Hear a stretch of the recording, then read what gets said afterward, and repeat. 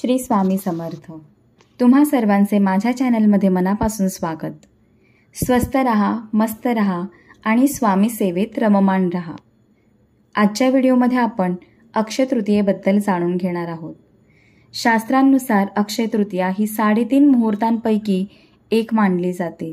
या दिवशी कोणतेही मंगल कार्य करण्यासाठी मुहूर्त बघण्याची आवश्यकता नसते। हिंदू कॅलेंडरनुसार वैशाख महिन्याच्या शुक्ल पक्ष तृतीयेस अक्षय तृतीया साजरी केली जाते।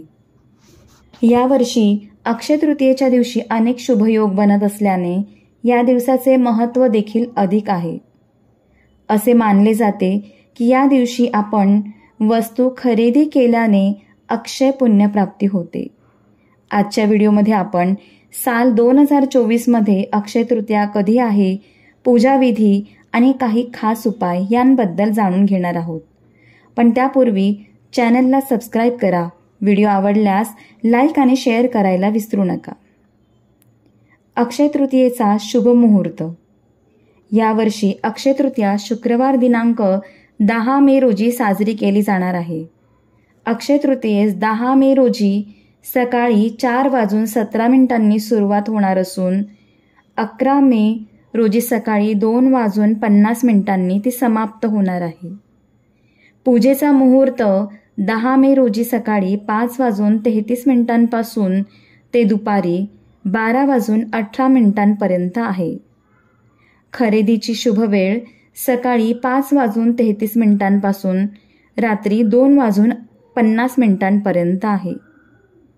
यावर्षी अक्षय तृतीयेच्या दिवशी अनेक शुभयोग बनत आहे, त्यामुळे यावर्षीच्या तिथीचे महत्त्वही अधिक आहे।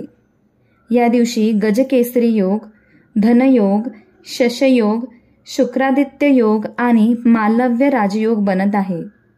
या योगांमुळे अनेक राशींना धनलाभ होणार आहे। या योगांमध्ये केलेले कार्य यश आणि सफलतादायक आहे। आता आपण या दिवशी केल्या जाणाऱ्या पूजेचा विधी जाणून घेणार आहोत। या दिवशी सकाळी ब्रह्ममुहूर्तावर उठून स्नानादी आटोपून पिवळ्या रंगाचे वस्त्र परिधान करून व्रताचा संकल्प करावा, देवपूजा करावी। भगवान विष्णूंना पिवळ्या फुलांचा हार घालून धूप दीप दाखवावा।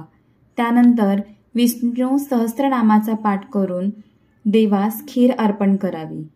पूजेनंतर गरजूंना अन्न आणि वस्त्रदान करावे। आता या दिवशी केले जाणाऱ्या उपायांबद्दल आपण जाणून घेणार आहोत। शास्त्रामध्ये या दिवसाचे महत्त्व अनन्यसाधारण आहे। या दिवशी कोणतेही विशेष कार्य सुरू केल्यास त्यात यशस्वी होण्याचे योग कित्येक पटीने वाढतात। या दिवशी माता लक्ष्मीस प्रसन्न करण्यासाठी त्यांना गुलाबी रंगाचे फूल वाहावे, त्यामुळे जीवनात धन आणि समृद्धी प्राप्त होते। या दिवशी सोन्या चांदीबरोबरच लक्ष्मीची पावले देखील खरेदी करावी। असे केल्याने घरात समृद्धी येते। या दिवशी गरजूंना दान करावे आणि 11 कवड्या लाल कपड्यामध्ये बांधून तिजोरीत ठेवाव्यात।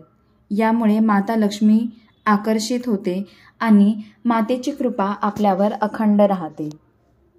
झालेली सेवा स्वामींच्या चरणी रुजू करते आणि आजचा व्हिडिओ इथेच थांबवते। पुन्हा भेटूया अशाच एका नवीन व्हिडिओसह। श्री स्वामी समर्थ।